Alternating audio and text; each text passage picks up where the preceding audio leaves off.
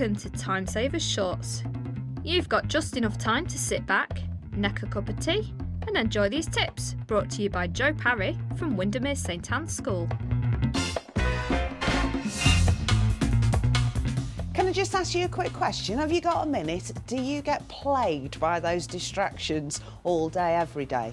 So what about some tips about dealing kindly, positively with people who distract you? If you're working on a focused piece of work where you really need to concentrate, it's often quite useful, you know, to find a place where you can work where people don't expect you to be. Maybe a quiet corner of the sixth form study centre or an empty classroom.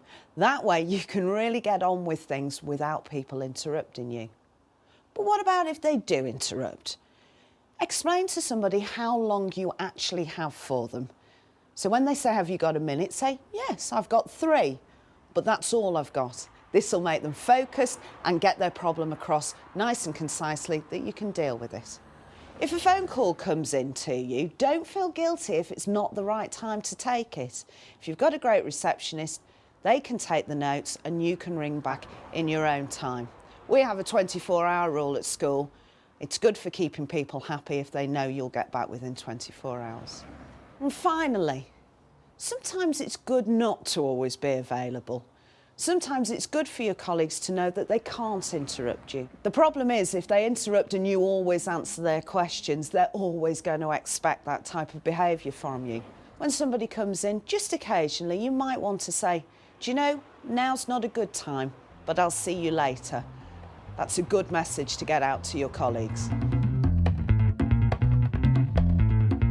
Have one day every single week where you finish at an allocated time and go out and do something nice. It will make you a much better teacher the next day. Hi Les. Hello. As our superb drama teacher at Windermere St Anne's, I know how hard you work and how multifaceted you have to be. Do you tend to find that time runs out for you on occasions and maybe you don't spend as much time at home as you'd like to? Yeah, I mean, that is the case, depending on the actual project or the production. Extra times, you know, you have to put the extra time in order to reach the quality for the show. I know that you're a consummate professional and it's important to you, your students are really important, but you're also very important, and to be great at what you do also need to look after you. Do you have trouble saying no to things? I'm not afraid of a challenge. I do like a challenge. I think that's healthy in my teaching. I've got to have the challenge there to keep my spontaneity and my enthusiasm alive. When it's necessary, I will say no, or I will just go to people and ask for the help.